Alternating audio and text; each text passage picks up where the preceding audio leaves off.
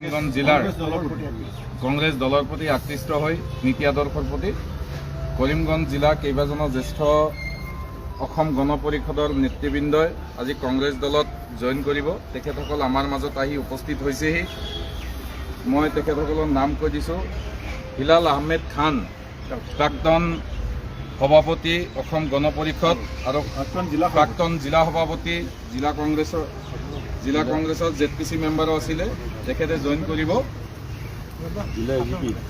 তেখেত জিলা AGPৰ প্ৰাক্তন সভাপতি তেখেত জইন কৰিছে।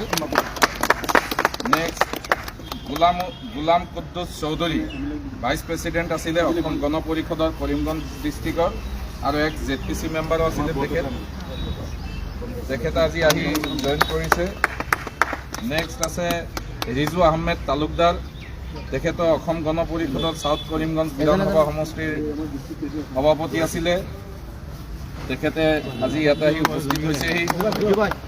নেক্সট আছে ফাইজুৰ ৰহমান তালুকদাৰ, তেখেত অৰ্গেনাইজিং ছেক্ৰেটাৰী আছিলে কৰিমগঞ্জ জিলাৰ গণ পৰিষদৰ।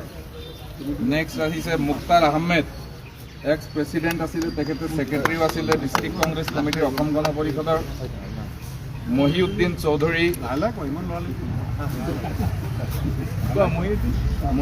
চৌধুৰী, তেখেতে AP মেম্বাৰ আছিলে, জেনেৰেল ছেক্ৰেটাৰী আছিলে গণ পৰিষদৰ। তেখেত আহি উপস্থিত হৈছেহি। নেক্সট আছে আব্দুল শহীদ,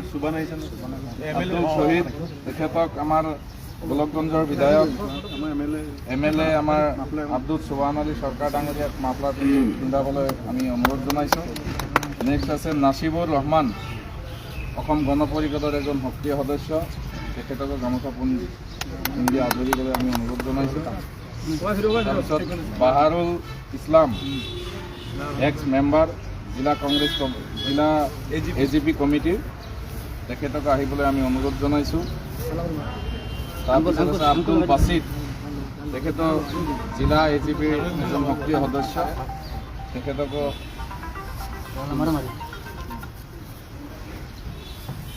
এইকেইজনে আছিলে আজি জইনিং প্ৰগ্ৰেমৰ সমূহ সদস্যবৃন্দক আমি নৱবৰ্ষৰ শুভেচ্ছাৰ লগতে আমাৰ দললৈ আমি স্বাগতম জনাইছোঁ। এতিয়া জইনিং মানুহকেইজনে এটা গ্ৰুপ ফটো ল'ব। আপুনি